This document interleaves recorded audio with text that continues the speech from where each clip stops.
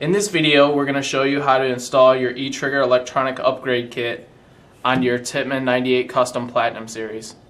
I'm first going to start off by removing all the parts for the kit and identifying each part.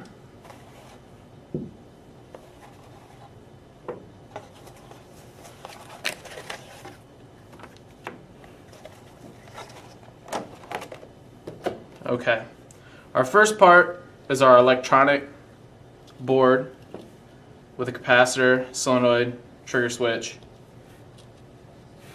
And that's our electronics right there. And it also comes with a rear bolt in the kit. Now this rear bolt is a little different than the stock rear bolt that comes in the Platinum series. This is an ACT rear bolt. So if you do not have ACT in your marker, you will not be using this rear bolt. But the difference between the stock ACT rear bolt and this ACT rear bolt is the depth of the groove on the rear bolt. This one's a little bit deeper and it's going to allow that sear to catch a little better.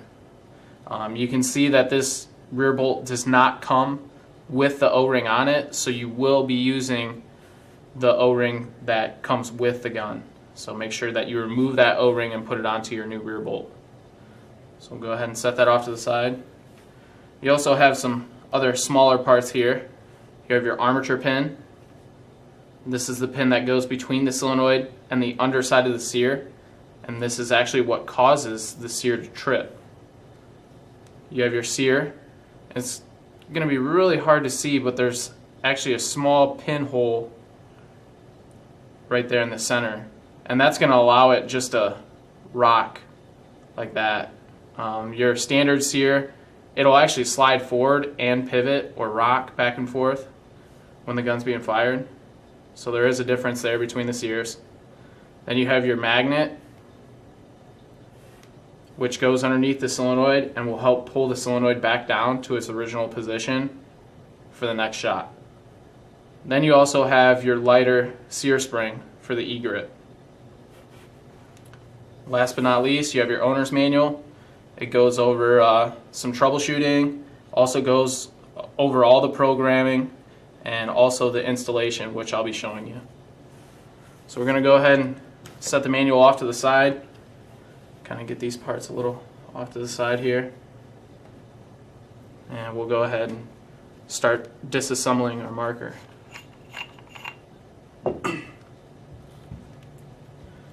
Now you're going to need a 5/64 Allen wrench to remove your grip, which we're going to do right now. And you will also be needing a 1/8 Allen wrench, a hammer, either a punch or a flathead screwdriver. And I'll show you what that's for here in a minute. But we're first going to take this grip off. And then from there, we're going to go ahead and remove all our receiver bolts.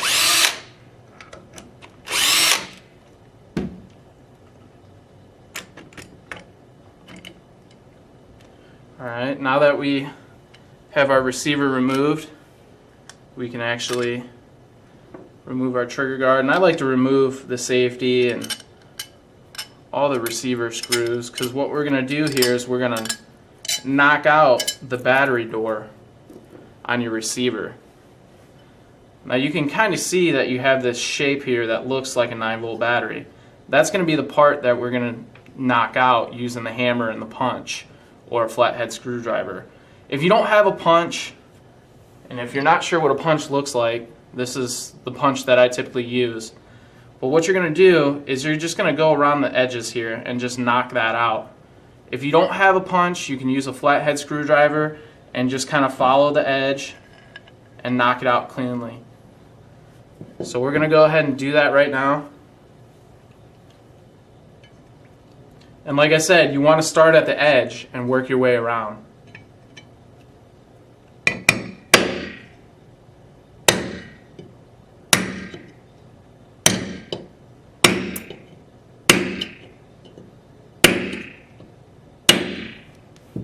and you can see that that punched out really clean. I mean, you have a little bit of paint that chipped off, but that's okay. Your grip's actually going to cover that up. But you can see how clean that knocked right out.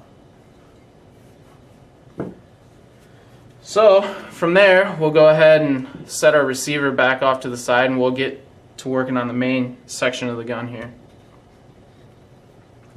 Now what we're going to do is we're going to remove our end cap just by pulling up on it and then just removing our drive spring and our ACT spring. We're going to go ahead and remove our sear and our sear spring. And then I'm going to go ahead and remove the rear bolt.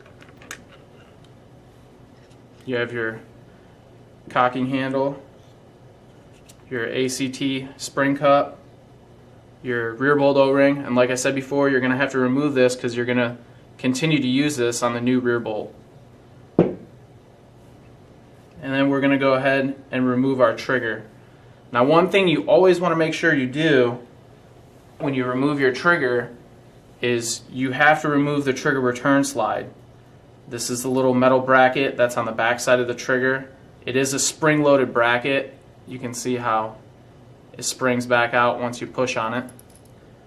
From there, you're just going to take that pin, push it through using a small screwdriver or any tool that you can push that pin out with.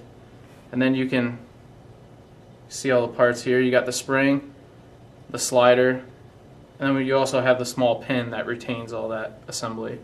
So we'll go ahead and set that off to the side.